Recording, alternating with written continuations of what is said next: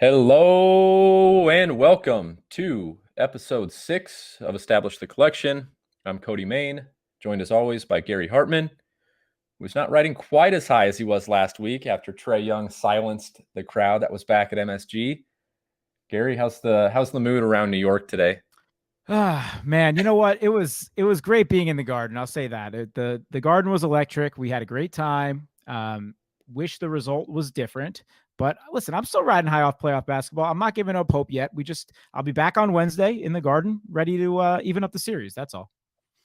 Well, I mean, talk about being ready for playoff basketball. Holy cow, it has delivered to Yeah, this man. point. And your Knicks and the Hawks delivered probably the best game of the weekend. It was something. But I mean, even starting with the Lakers Golden State playoff playing game, it's truly lived up to the hype. MSG is back. Trae Yeah. Young is the perfect playoff villain. And Oh, yeah. He's got a target on his head in New York City right now. I'll tell you I that mean, much. this is going to be so fun. This is Yeah. going to be so fun. I'm so excited for the next 2 months. Yeah, me too. Uh, Also excited about today's show. We really don't have an agenda. We're going to bounce all over the place. We're going to talk about every sport under the sun. I really think we're talking about every sport under the sun today. Um, we're going to take a break from the starter pack so we can just get into some sports talk, some hobby news, and we'll just, like I said, we're going to talk about everything from F1 racing to WNBA, a whole lot of NBA talk again today. But if you're new to the hobby and you missed episode 5, do go back and give it a listen. Gary told you literally everything you need to know about grading. You did want to make one correction real quick before we dive into today's news and notes around the hobby. Why don't you go ahead? Yeah, so just a little ombudsman. I spoke so fast last week that uh, probably should have been a little bit more careful what I said. But I mentioned that PSA was a publicly traded company. They're owned by Collectors Universe. I misspoke there. They are no longer publicly traded. They were for many years under the ticker CLCT, I believe. But when Nat Turner bought the company earlier this year, and I believe by the end of February, all their shares were consolidated, and however that whole buyout process works for their shareholders works. So they are no longer publicly traded. They're a private company like the rest of the grading companies out there. And Don't sweat it. Don't sweat it. You're a robot with the grading information. One slip up, the people will forgive you. yeah, no, but I do appreciate one of the listeners hit me up in the DMs. And he said, "Hey, you mentioned PSA was publicly traded. What's their ticker sign?" And I was like, "Oh, yeah, my bad." But no, besides that, that was a fun episode. I hope some people got to learn a thing or two about the grading world. And once the PSA opens up their tiers, you can send some things in yourself. And we are officially live on YouTube as well to bring Yeah. to bring it all full circle. Episode 5 was really good for all the visuals. Gary went over some of his cards in his collection, explaining the differences between BGS 9.5s and PSA 10s, and you can kind of see some of his most recent flexes on episode 5 on YouTube. So check it out. Establish the Run YouTube channel. Yep. We had a jam-packed weekend at auction. Goldin wrapped up their elite auction this weekend on Saturday and Sunday and broke plenty of records along the way. Kick it off with that Honus Wagner card that sold for $3.75 million at Goldin, which is a new record for the card and the 6th most expensive card sold ever. Yeah, it's either the 5th or the 6th. I'm seeing a couple different numbers out there. Goldin tweeted out that it's the 5th most expensive card ever, so let's go with that. But yeah, 3.66 million. So this is really the first card that the T206 Honus Wagner, the 1909, and this is the famous baseball card that has held super high millions of dollars of value for years and years and years. Even back when cards weren't even a thing, from the junk wax era, from when your parents were younger. Throughout it all, this card has kind of been the gold standard of the super card chasers and high end card market. So it's no surprise that when one hits the market, that's in a PSA slab. I believe this one was a PSA 2, which is not surprising for a 1909. That it's going to sell records when one of these hits the market again, and especially at an auction house with the name like Goldin Auction. So 3.66 million for a true vintage Honus Wagner, legendary card. Yeah, and the Honus wasn't the only one to break the 7-figure mark. We saw a Michael Jordan Upper Deck 97 All-Star Game signed card, PSA 9 grade, with game use memorabilia, went for 2.1 mil. Yep. Uh, Yeah, I believe it's the most expensive Jordan piece ever. So pretty crazy. It's a sick card. I mean, it's the yeah, as you said, the game used from the All-Star game jersey with the on-card autograph. I think it's numbered out of, what was it, 23? 23. Yep. It's a sick card. And you're gonna, I think Jordan stuff's safe. Things like that, when patch auto stuff like that of Michael Jordan, which is very rare, and game worn on card in a PSA slab, either in a 9 or 10, I think that will not be the last Michael Jordan record. You're gonna see that stuff keep going up a little bit, I would say. Yeah, and it's a good sign if you're playing around in the fractional streets. I looked at Rally because it just seemed vaguely familiar that the card, as I was looking at it on Goldin's site, I was like, I've seen a card that looks like that before. Rally, it's not scheduled yet, but Rally is going to offer a 98 Upper Deck Michael Jordan signed patch card, also numbered out of 23. Yep. It's BGS 9.5 with a 10 auto, Mm. and that's scheduled to IPO at 330,000. So maybe some upside there with that card too. Totally. Yeah, the MJ stuff's huge. Goldin killed it in this elite auction for sure. There was, after that, there was the Derek Jeter. So Derek Jeter, I kind of mentioned it in passing, I believe, in one of the past episodes when we were just referencing some things. But Derek Jeter's main rookie card is the 1993 SP foil card. So there's a lot of Derek Jeter rookies out there. You could see some tops and other things, but this is the one that's like the Chase Derek Jeter rookie card. And so there was a couple in this elite Goldin auction. And there was one PSA 10. Now the PSA 10 is only a pop of 21. So this is a real chase for people that want that main Derek Jeter rookie card because they're so few and far between.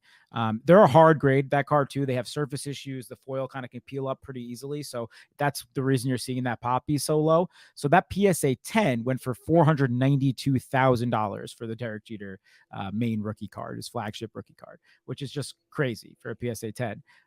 But Cody, what about the 9.5s that Yes, sold? it was so insane. So I sent out a tweet shortly after I saw that PSA sold that, or that Goldin sold that PSA 10 for 492, and then I looked at Rally, and Rally is going to offer one again, not scheduled, but they're going to rally a BGS 9.5. They're going to offer a BGS 9.5 for 33 grand. I was thinking, why is this card 1/15th the price of the PSA 10, right? There's no reason for, we just talked about it last week, but there's no reason for a BGS 9.5 to be 1/15th the price of a PSA 10. But as you mentioned, the pop count is absurd. The pop count for the PSA 10, there's 21. For the BGS 9.5, there's 274. And there's 609 PSA 9s. So there were actually two BGS 9.5s that were offered in this auction as well. And friend of the show, Steve Poland at Popo on Twitter, was the buyer of one of those BGS 9.5s for $22,000 after buyer's premium. And he mentioned on Twitter, he's a good follow on Twitter. So if you don't know Popo, check out Popo on Twitter. But he mentioned, obviously, there's the Hall of Fame induction coming in July. And then 2020, ESPN's going to release a docuseries titled The Captain. So, maybe we see a Last Dance type spike coming for one Derek Jeter, but just crazy to see the difference between those PSA 10s and those BGS 9.5s. We were just talking about it off air that, there may be some value in those BGS 9.5s. Do you look at, as far as those cards go, do you notice, generally speaking, around the hobby, is there a huge difference, even like looking at subgrades and things when you're talking about that few in a population report? Do things like subgrades matter for those cards that are BGS graded? Yeah, definitely.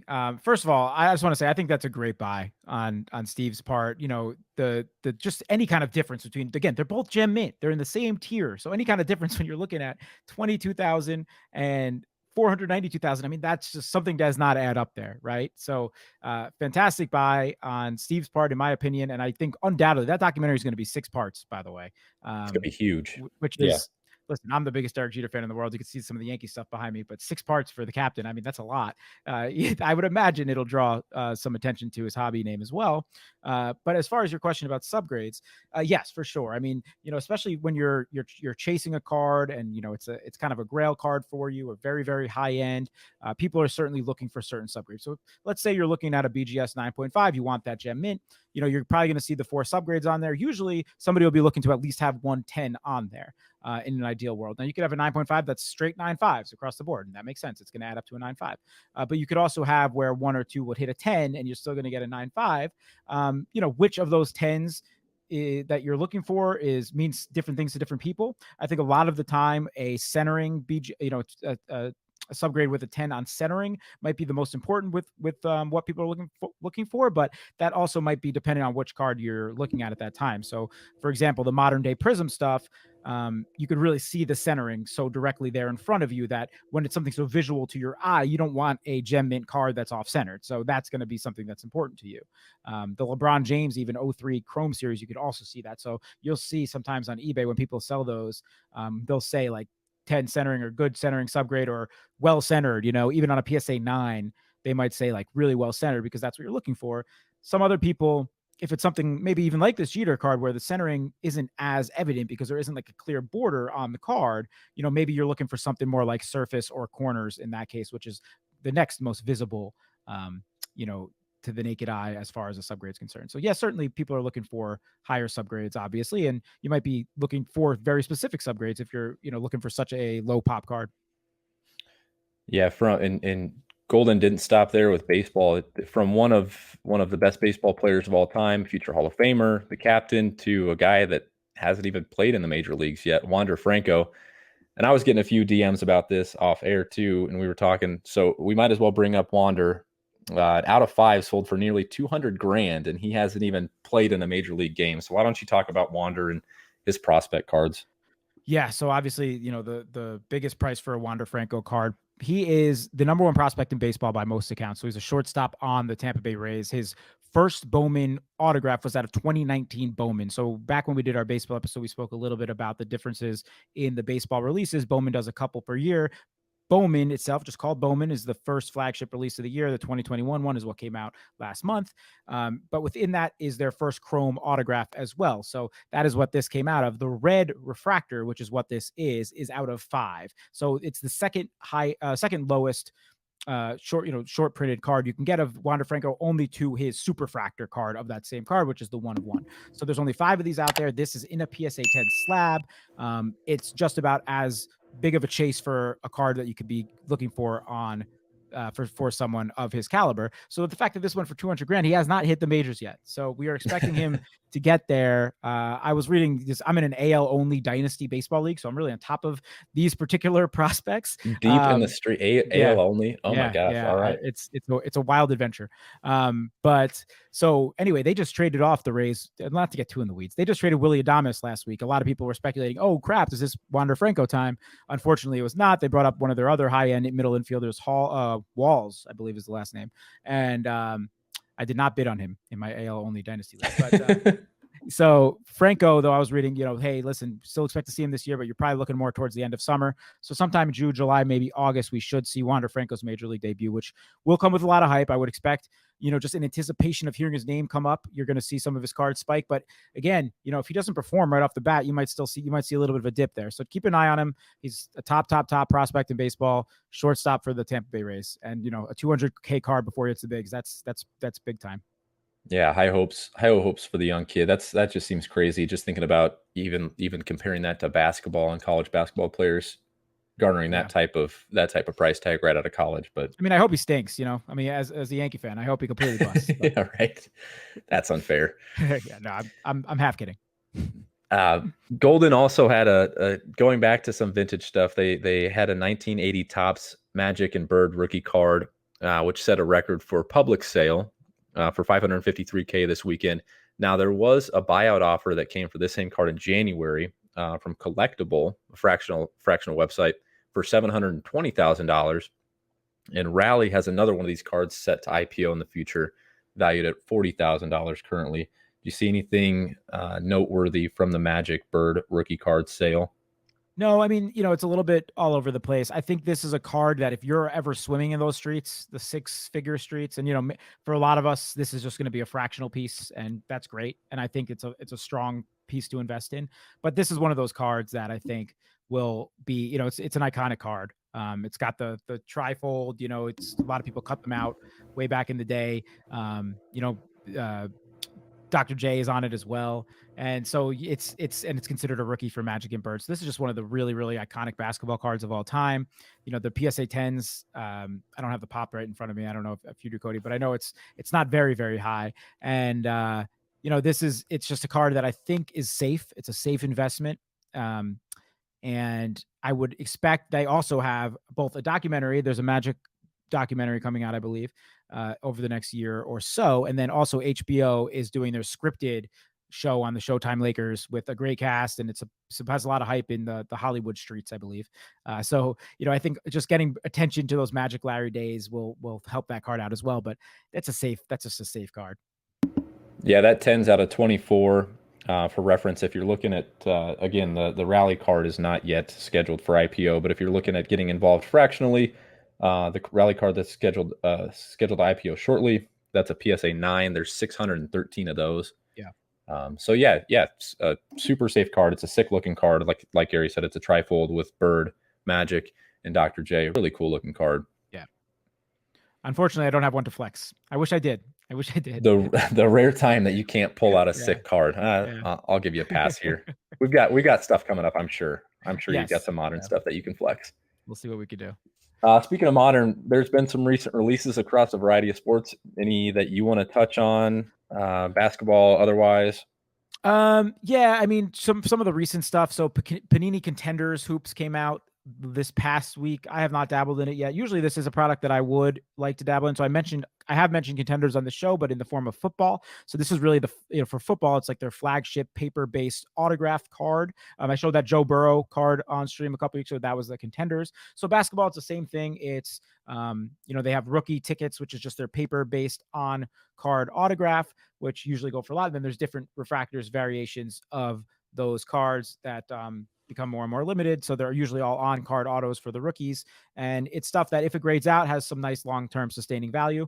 The hobby boxes weren't that bad for a modern day release. I think Panini released them at $475 on site. So you think about that for a modern day hobby box. I mean, I know it sounds expensive, but it's really not compared to what we've seen. So if you could see that in your local hobby shop, I don't think it's a bad rip. I actually, when 2019-20 came out, I bought one hobby box from my local hobby store of it, came back, let my fiance open it up. First pack, she gets Zion out of 99 Contenders auto. So she just had hands of gold. And I was like, that's incredible. One box, one. So yeah, so that's a good release. That's really the only other one. I might touch on some other releases as we talk about some other sports, but that is, if you're looking for some hoops that has high end potential, that's a good one. Talk about setting expectations high. Your fiance rips an out of 99 Zion, her first. Yeah. She's like, I understand why this is so easy now. I understand why you quit your job to do this, because you can just print money. She loves it. It's so funny. Like every time we'll rip wax, like we put the gloves on together, and she goes nuts. She absolutely loves it. She goes too slow for me though. She's like, "Is this guy good? Is this guy good?" But she's just trying to make you sweat it out. And talk about romance at its finest. Putting gloves on together, ripping Zion wax. I mean, just perfect. There's nothing like it. Yeah. All right, what's upcoming? What do we got to look forward to in the next month or so? Yeah, a bunch of good releases coming out. Baseball's picking up. You're going to start seeing some more and more baseball releases come out. So one thing we haven't really spoke about much on this show is like the high-end baseball products, the patch autograph type stuff. So I've mentioned a lot about, there's the Topps Series 1, Topps Series 2, Topps Update, the Bowman, those are your chrome and paper based cards, but there's a lot of high-end products out there as well that people really chase that have, really nice on-card, thicker stock autographs with pieces of bat or game-worn jersey in there. There's a lot of these releases throughout the year. Last year, Topps brought back one that they hadn't had in about 10 years. It's called Topps Sterling. Really, really high-end stuff. I think their boxes are going to originally release for $900 out the gate off Topps when this comes out. I believe this comes out on Wednesday for 2021 Topps Sterling. So I did dabble in 2020 Topps Sterling quite a bit when it came back. So I'll just show off some of the stuff I have here. So this is a Mike Trout out of 5 on-card autograph with a game-worn piece of jersey in there. So you can see it. It's just like a nice high-end card. It has a little shine to it, like a little rainbow foil. And so, that's a nice Trout piece. And then they also do bat knobs, which people like a lot. So bat knobs are kind of like I'm not going to say like they're logo men for baseball, because sometimes they'll make logo men for baseball with the MLB shield, but they're always one of one. So basically it is what it says. It's a game used bat knob of a player. So here's a Javi Baez bat knob, one of one. So that's got his, like, you see how he wrote number 9 on there. Like this is his bat. These things sell like crazy. Sometimes they're autographed, sometimes they're not, but it's similar to logo man in that sense. And so these are in there. So anytime there's bat knobs and stuff is really big. And then they have just, other things like dual relic jersey autographs. Here's like one of the hottest names in baseball right now, Vlad Guerrero Jr. So you can see 2 pieces of game used bat and a game used jersey in there with an on card autograph. This is out of 10. And basically sometimes they'll just highlight some like some big stats. So this is 91 home run derby home runs in whatever year. So they have cool little sets like that. It's very, very high end stuff. It'd be fun to get in breaks. It's a little risky because I believe there's only 2 cards per box. They come in like these other little boxes that are categories. So like it'll basically say you'll get a little box and it'll say like Hall of Famers. So all is that whatever's coming out of that box is a Hall of Fame card, Okay. like the All guys right. in the Hall of Fame, or it'll say like Yeah. AL strikeout leaders. So like this guy led the AL in strikeouts at some point in the league. So it's fun. It's a cool rip, and that's one of the high end products that's coming out for baseball. That's literally the first that I've seen of that. That Javi Baez card is the first that I've seen of those bat knob cards. That's Yeah, a look pretty it cool up. looking Look, card. like Yeah. do some eBay sold listings. Usually, I've gotten some offers on that Have card around $1,500. So like that's kind of where that lives. But it's cool. But casually pulling out the best player in baseball, and then probably one of the best young hitters in baseball as well. Pretty sick. Yeah, yeah. Why don't we just Yeah. dive right into baseball here, because we wanted to reset on baseball anyway, and Yeah, you let's kind do of it. led me right into it. So why don't we just kick over to baseball here real quick? I can kick back and just kind of let you run here because you're much more well versed in the baseball streets than I am. But we've kind of reached a milestone in the season. And it's a good time to reset after we talked Topps NFT about a month ago now, wasn't it? Yeah, we had the baseball episode about a month ago, and I think it's probably good checking in at some of these checkpoints of the season, I would say. So for me as a baseball fan growing up, or even when I've become more of a baseball fan over the last 5-6 years, Memorial Day was kind of always the day that I like turned on the gears for baseball. Like, okay, let's see what the records are. Let's see what the standings are. Let's see what these teams really look like. And I think it's a time that the season usually kicks into gear. Obviously around this time, basketball is more winding down than anything else. Obviously we're in a different scenario this year with the schedule, but so we're at the 50 game point mark about, I think the Yankees are like into their 48th or 49th game. So, it's a good time to kind of have another check-in on baseball. In general, we've seen hitting be down like crazy in baseball. Obviously we're setting records for no hitters and things like that. You would think, hey, maybe this is impacting the market a little bit. Like our pitchers rising, our hitters falling. Again, it's going to take a lot more than that, I think, to see ever a real swing where, pitcher cards, like first Bowman cards, are going to have some long-term value like that. No, maybe if a guy throws a no-hitter, that's a long-term guy, you're going to see some of his stuff dip up a little bit. Like I believe you see some Corey Kluber stuff when he had his no-hitter last week. You're going to see some recent sales bump up a bit, but nothing like crazy. More so what I'm really seeing this year with hitting being so down is that it's just a very erratic market.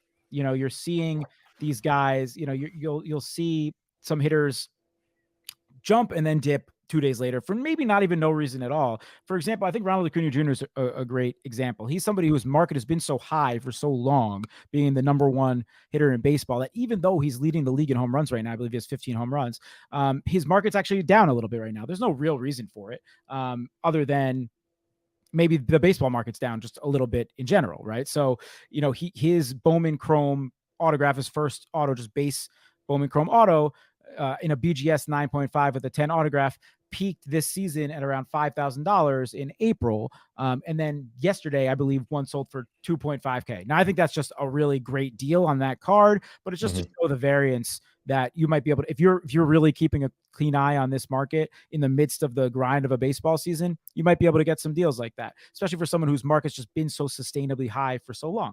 Now, I think someone like Acuna will get back up. He'll have a very strong market if he just maintains that all-star level play, future Hall of Fame track. If the Braves win some playoff games, I would keep kind of looking at what he's doing.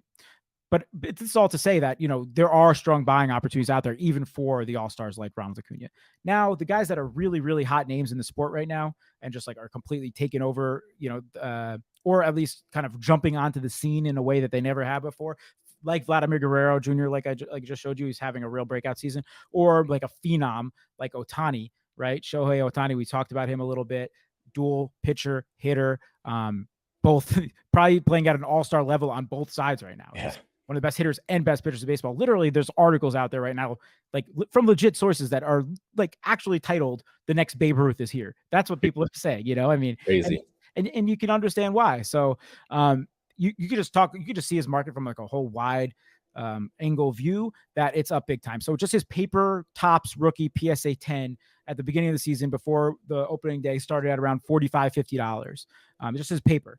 Now the cheapest you're going to find those at are for about 150 or 160. So, you're at $100 increase right now. If he hits an all-star game, if he's in the Cy Young conversation, if he was in the MVP conversation, I would expect to see that go up. And again, that's just a paper card. And usually you're not going to see those get much, unless you're like a Mike Trout Topps update. You're not going to see that get into the $300, $400, $500 range unless it's a really, really special player, right? So he's just somebody that's proving that a mix of hype and the international market and then production will really win out. And he's just going to keep going up. His Bowman paper base rookie card, just paper as well, is up to around $400, which is just, it's very, very high. And so you're going to see that. Vlad Jr., I showed you that cool top Sterling card. You're seeing his market finally. I mean, he was somebody also that had the big hype as a prospect. So his stuff was started out really high, went way down, and now you're seeing it come way back up. So, his Topps Chrome, which I can show you. So his Topps Chrome, just PSA 10 rookie card, looks like this. Nice card to invest in. These are going for, you can see them actually in a bunch of different areas, right? So you can find them probably anywhere from like $150 to $200. And, this is really just a great opportunity, Cody, to talk a little bit about the importance, like anything else in this market, the importance of price shopping, right? You're muted. Yeah. The best part about investing in 2020 and 2021 is the fact that you have so many different places to go to buy cards right now, right? Like Yep. Before it was just eBay, or, if you were in a Facebook group, or, knew somebody face to face, or your local card shop. But when I saw you recommended or had written down Vlad Jr., I was like, okay, he hit 2 home runs today, right? He had a double dong day. So I started looking up his cards, and I saw a few auctions were getting ready to end from PWCC on eBay. Right around the $200 range, and even one before that ended at like $225.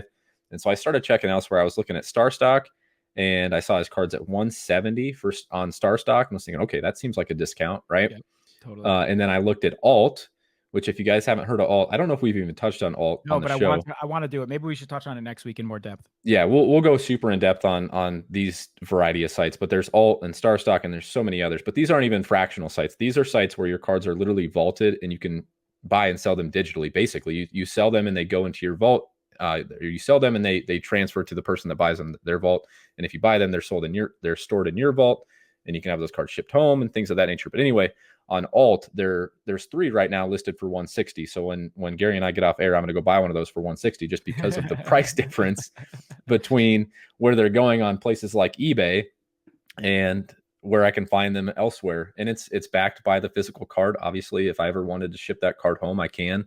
But it just goes to the importance of price shopping, and something that's, that we talk about with betting and DFS and things like that. Always shop for the best price. That does not stop with card buying. So yeah, just keep in mind that there's a variety of ways to get your hands on these cards nowadays. That exact card that Gary showed me that went for 200, 225 on eBay tonight can be found for 160 elsewhere. So yeah, just a really good point right now to talk about price shopping. And this goes from baseball to football to basketball, all across the board.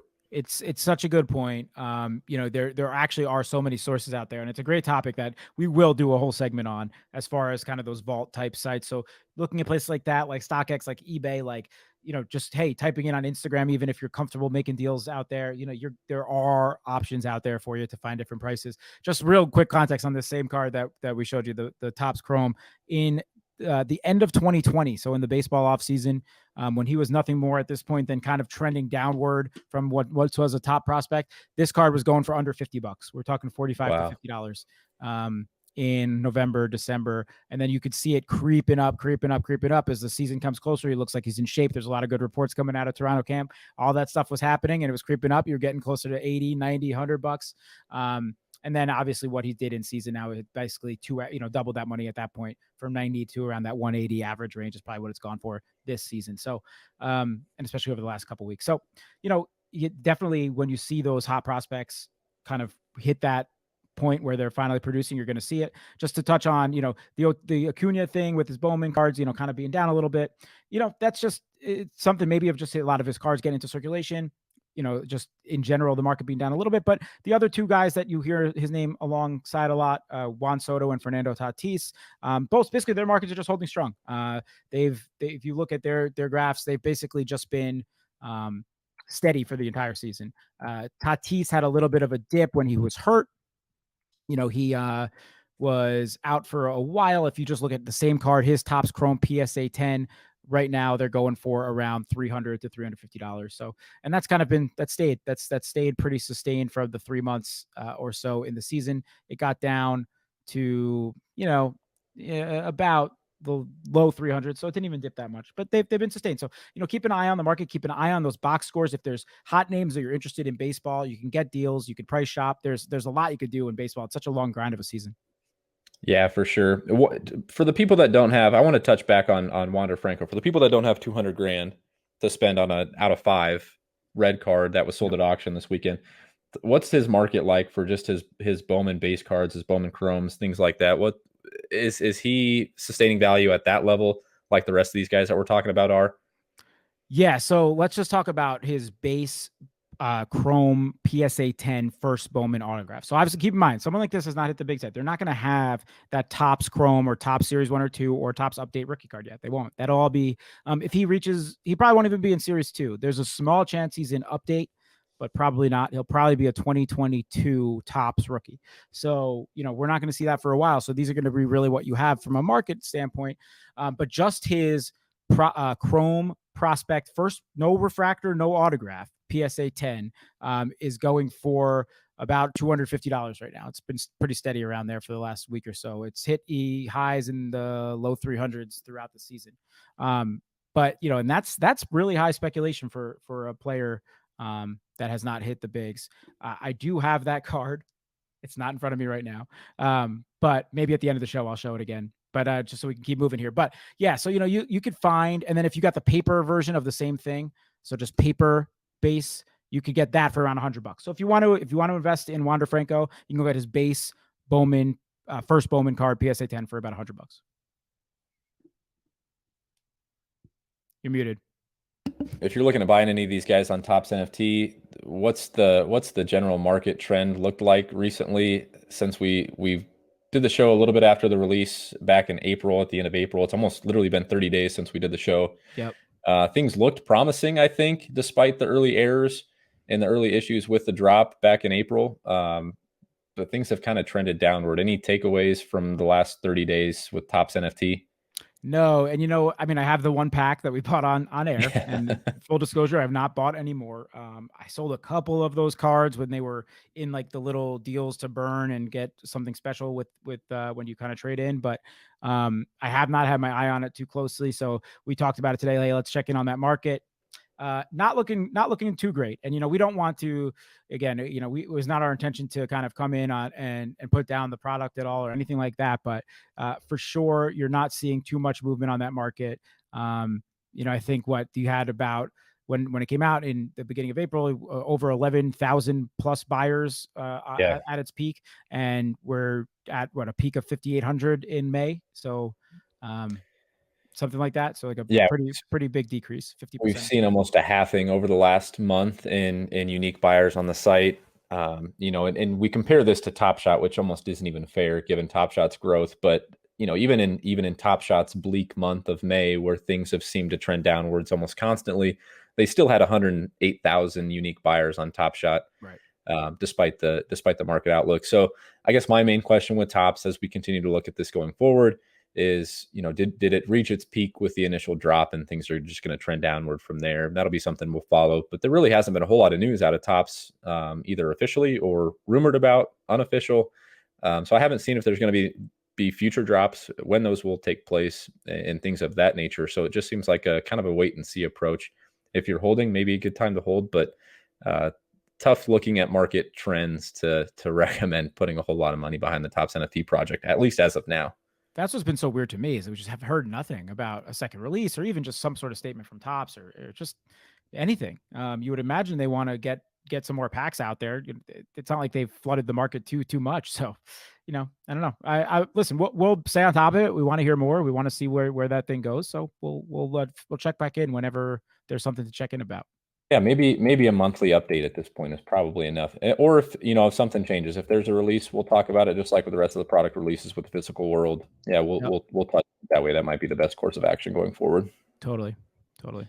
But right now, the biggest talking point in the sports landscape is NBA playoff basketball. Like we said at the top, it's truly lived up to the hype. It's exceeded the hype. It's been incredible. It's what we've all been missing from our sports lives. It's fans back in action. It's electric, and we've seen the hobby start to react at least slowly to some of these players that have put up good performances. What the last time we really talked about playoff basketball, we were still hadn't even seen the play-in games yet. We didn't know the exact seeding. Why don't you just set the landscape as we're basically one game in? A couple of teams have played their game twos tonight, but why Yep. don't you just set the landscape to kind of give us where we're at with the NBA playoffs? Yeah, so obviously you just hit it. Most teams only one game in. We're watching game 2 right now of Denver Portland. So only the second team to have 2 games right now. So you're not going to see too much movement yet. But we did mention some guys that might be able to have some movement if they were in the play-in series, if they do some unexpected things in the first round. So we kind of wanted to reset on those guys, at least some early risers, and what we could expect moving forward. So I think the first guy we should probably talk about is Ja Morant. Obviously, kind of the silver prize finisher of that 2019 class. And he is just somebody that's had a ton of hype forever and saw his market steadily decline this entire season as he maybe didn't fully live up to expectations. Maybe kind of was just didn't take a leap in his second year. Maybe was at his best, was kind of showing his peak of his rookie year. But what did he do in the play-in game? He won 2 games, got his team into that 8 seed, and then goes out in game 1. And listen, we weren't expecting Donovan Mitchell not to play. We'll talk a little bit about that, but the Grizzlies upset the Jazz in game 1 on Utah's home court. So Ja Morant is trending in the direction of everything we said he might need to do to see his card market improve.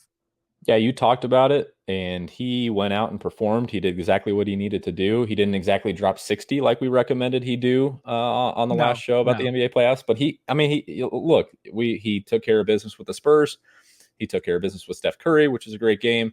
And yeah, he went out in game 1 and took care of the Donovan Mitchell less Jazz. And Yep. that series, at least at this point, Donovan Mitchell is going to play Wednesday, and we'll talk about him next. But that series seems a little bit more up in the air than it did at least a day ago. Oh yeah. So, No. yeah, we've started to see his prices come back to earth a little bit. I mean, like you said, if you look at his 3-month or 6-month chart, they had steadily declined. Yep. But even just in the days following the play-in game and the days following game 1, we started to see him pop back up a little bit. So, something to continue to monitor. Like we were talking off air, man. If Ja happens to take care of these Jazz and make it to a second round, you could really see those prices start to spike. Yeah, so I'm pretty heavily invested in Ja. And for no other reason, when I really started getting back into this, I started around the beginning of Luka's rookie year, so like I was probably hitting my peak when the Zion Ja stuff started coming out. So obviously it's super modern. Maybe I didn't know as much as I do now as far as kind of the amount of money I was spending into some of those Prism stuff. But hey, regardless, I have some great Ja and Zion product.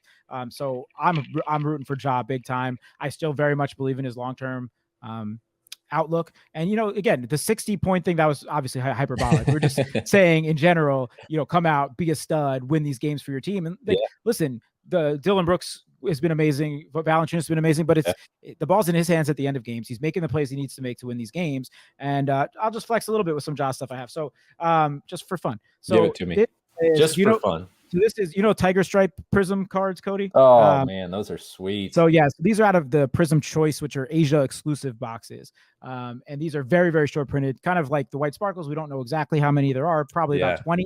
But this is a PSA 10. I graded this guy myself as well. And I love this card.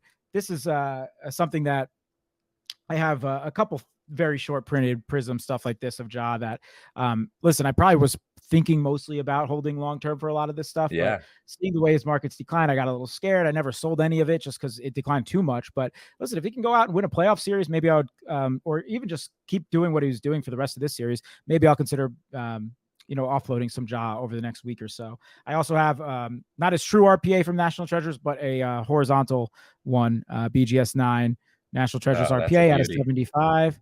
You see the BGS 9 with the 10 auto. So and this is just some Josh stuff I have, but I got a ton of good Josh. So I'm pulling for the guy. Yeah, and such a good point about buying and selling windows too. Like you don't necessarily need to hold a guy forever to maximize your profit potential, Right. for lack of a better term. Exactly. So yeah, if you see enough out of him, maybe you're not a full believer long term. Maybe you love the guy, but maybe you just want to try and maximize short term windows. Yeah, if he beats the Jazz or pushes them to 7, maybe you find a window to offload some of that. If he has a game like Luka had last year against the Clippers, when he went Yeah, completely off and you saw immediately his market take off, or the long term run that Tyler Hero had and you saw his market take off. If he just has a couple games like that where he's like has a game winning shot or something like that, like that's the time you do it. Like those big Sports Center moments, that those legitimately do carry the most weight in this hobby. So yeah, they really do. Speaking of that, Luka, yeah, the Clippers killer. My man, goodness, that yeah, he had another game. I mentioned Luka and the Clippers. We'll keep this one quick, but just God, if the Clippers crater again and it's at the hands of Luka, and I was listening to Simmons. I was listening to Simmons pod today with Russillo, the reactions, and they're saying like, hey, these great superstars, the guys that could be top 10 or whatever, they always do it almost a year or two before you think they do it. They go on that run Yeah. or they get further in the playoffs a year or two before. It's like the '07 LeBron James team with the Cavs with just no one around him, like with Delonte West and garbage. So, I'm not saying this is what's going to happen to this Mavs team. Obviously, this is just pure speculation off one game, one win. The Clippers can regroup and take this thing in 5 or 6. But I will say, if you see more of this and the Mavs surprise in this series, and we see the Mavs in 6 or the Mavs in 7, who knows? They can make some noise in the West, and it's obviously going to be at the hands of an absolute superstar in Luka Doncic. I would recommend, if you're interested in Luka, if he does make that noise in the playoffs, your buying opportunity is going to run out very quickly because it'll carry through until probably late off season. So I'm just saying, if you're interested in buying. Yeah, and Luka is somebody that the hobby has been waiting for. We saw it a little bit of last year, and then throughout the season, he was one of the favorites he might have been the favorite to win MVP at the start of the season. And we've just slowly seen a decrease in his price over the course of the season. Yeah, if we see that spike in the playoffs, you're right. That might carry him into next season where he might once again be the favorite to win MVP. We saw it last year when he almost knocked them off, and with those crazy playoff games last year. I mean, his market just completely took off the Luka rookies last year. I mean, I think we saw base Prism stuff going for like closer to $3,000, the base PSA 10s last year. So, during the playoffs, and then obviously they've come back to life, but it's still, they're still in the 4 figures, but you're going to see, you'll see some of that stuff go crazy again. All right. I got to do it to you. No, I got to talk about, well, it's your guy. He's just doing it against your team. But I saw this coming, Cody. Trae Young. Tell me about Trae Young. You were there at the Garden. It was electric on TV. I was sitting there watching it with my family. I'm like, Gary's there. Yeah. He's in this. It was truly amazing. It's a sports experience that if you've been watching sports last year, you really haven't seen. The crowd you could hear on TV. It was great. Talk about the crowd a little bit, because this series is going to be huge, I think, for both players on both sides, for RJ Barrett and for Trae Young, and even maybe Julius Randle a little bit if he comes back to earth. But really the guy here is Trae Young, right? Yeah, it was freaking awesome. The crowd, like, first of all, at first it was a little bit of a shock to the system because I haven't been around more than 15 people in a year, let alone 15,000. Now, obviously, it's a little comforting to know that the entire section is vaccinated, and they did a good job checking the vax cards and all that. So you feel okay, but I mean, listen, we were back at a sporting event. Like, our sections were packed. It was vaccinated sections, but there was no distancing. The rows were packed in, and a little bit of ripping a Band-Aid off from an anxiety perspective. But once you get a couple drinks in you, man, we were riding high. I went with my fiance. She had a great time. When we was able to help Drew Dinkmeyer get some tickets as well. So we're having some drinks with him beforehand. It was so great to be doing something normal like that again. And the Garden, it was my first Knicks playoff game that I've ever seen in person. Yeah. So, everything you heard on TV and everything you've heard about the Knicks fans and the Knicks crowd, and listen, obviously I'm a huge Knicks fan, so take it with maybe a grain of salt, but you don't have to. You could just hear us on TV, and it is everything that you hear and feel, and it's amazing. So, certainly I think we impacted the game. I think the Hawks probably played better than us for much of the game, but the crowd, made their presence felt. Listen, with Trae, he's villain number 1 in New York right now, but I'm not surprised. I mean, I knew this, we've seen it when he's been healthy against the Knicks all regular season long. He's got their number. We don't really have anyone to slow him down unless we're going to play Frank for huge minutes, which didn't even, obviously when we brought him in at the end of the game, didn't work coming in cold. That's a tough spot for Frank. Yeah, very tough Such a spot. tough Very spot. tough spot. Yeah. And he, like, who knows if he can even slow him down, but like Yeah. we probably don't have the right personnel on the roster to really be slowing Trey down. So we got to hopefully make some adjustments, figure something out, whether it's doubles or whatever.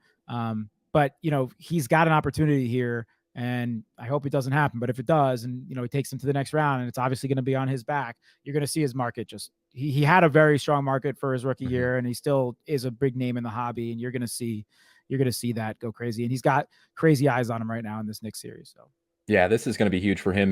There were some auctions that ended almost right after the game, just perfectly timed auctions that ended right after the game, and they were already touching over $400 just for his base PSA 10 cards. Right. So yeah, you're already seeing that before they were right around 300, 315, 325. So yeah, I'm not as invested in Trey as I am in some of like the John Zion guys, and even with Luka, I have a good amount of Luka, but I do have some good Trey stuff. I have some Prism PSA 10s, and I got some cool RPA stuff. So this is a just immaculate rookie patch autograph is true RPA from iMac out of 99. That's a cool so card. You can see that's an acetate on card auto with the patch in there. So these one of his biggest RPAs, obviously National Treasures is the flagship for RPA, kind of what I was showing with the John Morant.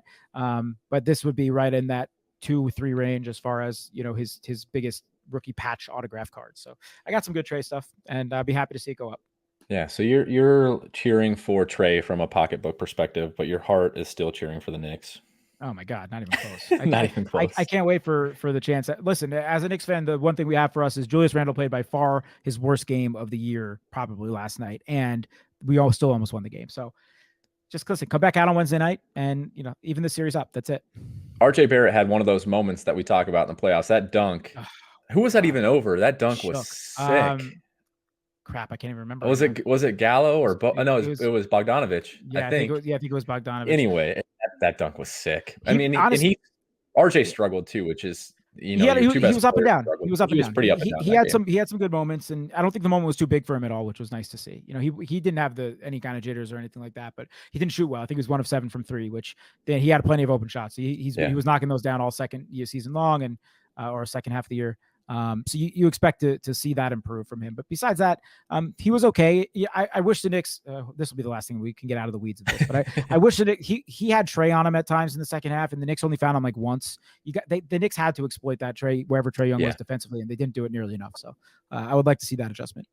Yeah, I could go on about RJ longer than you could, I think. But another guy that you're heavily invested in from a pocketbook perspective is Giannis. Why don't you talk about Giannis quickly?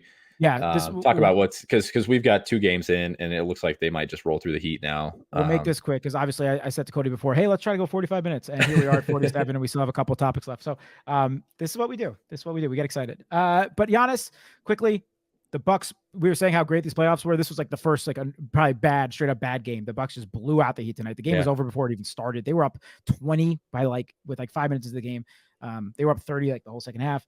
They're up 2-0 after the game at home. They look like just a much, much better team, which I think they are. I mean, we saw the Heat beat them last year, but with the addition of Drew Holiday, it changes everything for them. And they have PJ Tucker, a veteran, Bobby Portis playing well off the bench. So, and they're hungry this year. You know why they didn't shy away from this Heat matchup? Because they knew they could beat them. And I think they're going to. I think they're going to win 5 or 6. And I think that's big for Giannis, not only to beat the team that knocked him out last year in his second straight MVP season, but really just to get the steam engine rolling here for someone who is one of the top 3 or 4 players in the league to maybe go on a run. And listen, it's not an easy path. He probably faces Brooklyn in the next round, but if you could see this guy take that leap in the playoffs, because he's had that playoff, he's had the playoff monster on his back up to this point, you're going to see that market go crazy because he already has one of those top tier markets. We've seen it fluctuate a little bit with the playoff failures, but he has Luka, LeBron, top 10 all-time upside. So, keep an eye on it. It's going to go up. I have some pretty great Giannis stuff. I'm really heavily invested. This is a BGS 9.5 of his Prism rookie, the light blue. It's a die cut. I bought this thing right before the pandemic really got going, like I think maybe April or March of last year for closer to 3K. And I saw one was ending tonight on Probe Scene. I believe it did just end at 5.4K. So listen, I'm up quite a bit on it right now. I would expect to see a card like this continue to rise if he's able to have some big playoff moments. So yeah, such a nice card, and such a good point about timing in the market, right? You got in at the right time before the pandemic was really kicking off, before card price was really kicking off, had conviction in a player.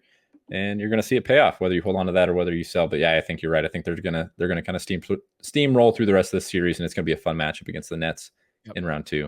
Yep. Totally. All right, who's falling from a hobby perspective?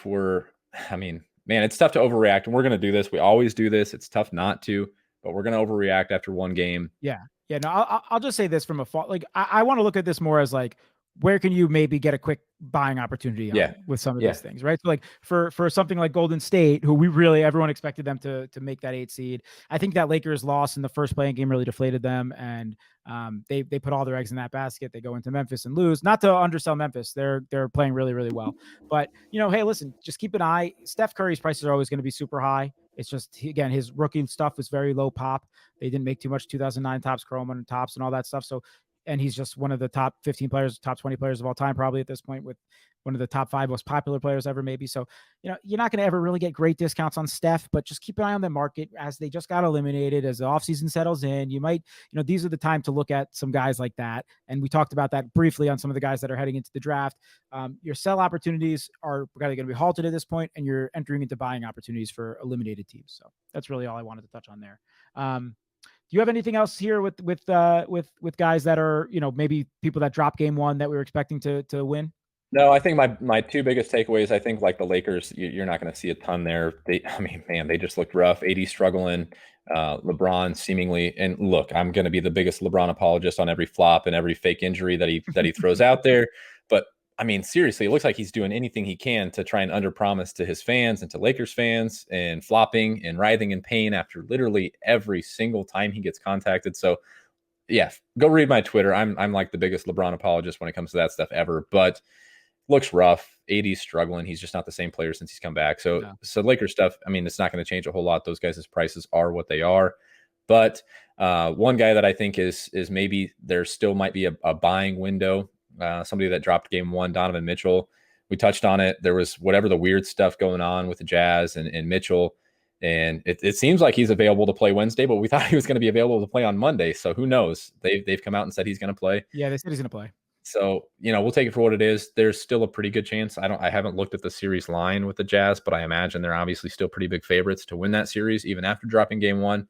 I didn't look at Mitchell's hobby prices, but look, there's a good chance that the Jazz take it to series 2, and maybe they make some noise, especially if the Lakers get eliminated. So, Donovan Mitchell was a guy that I was thinking about. Anybody else that you had on your radar from a buying perspective? I mean, Mitchell to me is such an interesting one, because we mentioned last week how we both feel his current market is just underpriced for who he is in the league. Top 20-ish, top 25 player with super, super high potential and upside, multi-time all-star, etc.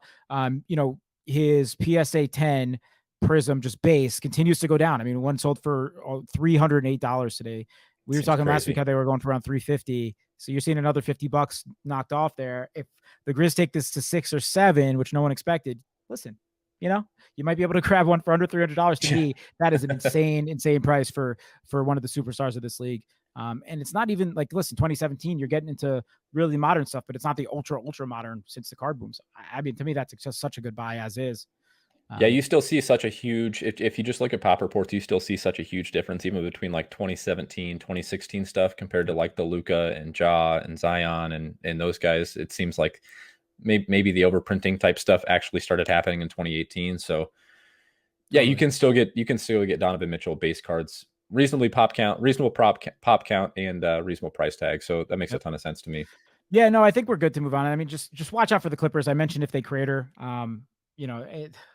Kawhi and PG, their markets. I mean, Kawhi has a market with his rookie stuff, but for guys just that don't have that much marketability in general as superstars, their markets probably aren't as high as they should be for who they are in the league. But just keep an eye there. I mean, I don't know what's going to happen if they're a first round exit. I can't even imagine that whole team might get blown up, honestly, if that happens. All right. Wait, don't go any further, because we want to introduce a new segment, and he's one of the guys that I want to ask you about. Okay.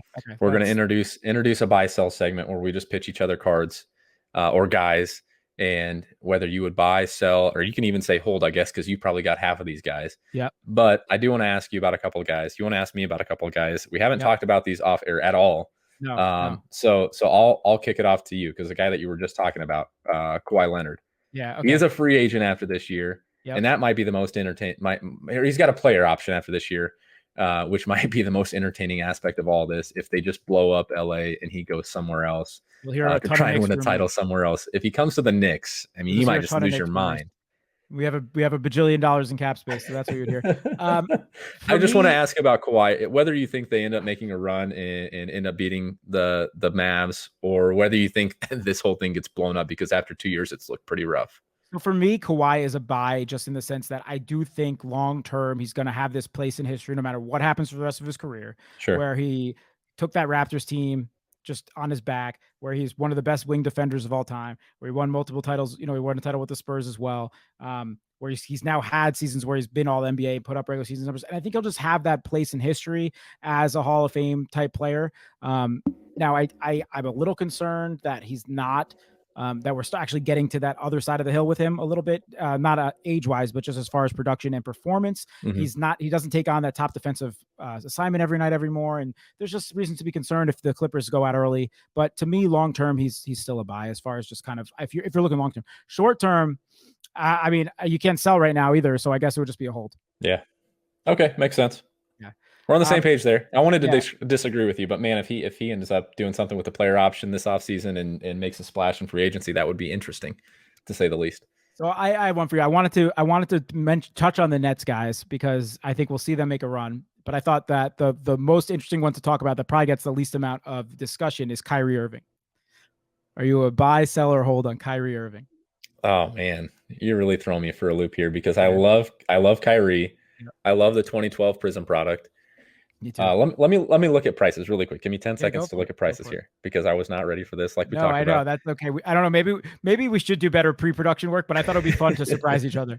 Where he's currently priced, no, I think I just looked where he's currently priced. I think he's a buy. His Prism PSA 10s are going for $800, $900.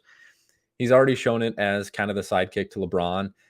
The one concern I would have just long term is if he ends up kind of being the Robin to everyone's Batman. I don't think he'll ever be, even with this Nets team, I don't think he'll ever be considered the number one guy. He's always going to be Kevin Durant's sidekick or even Harden's sidekick, maybe the third wheel in that equation there.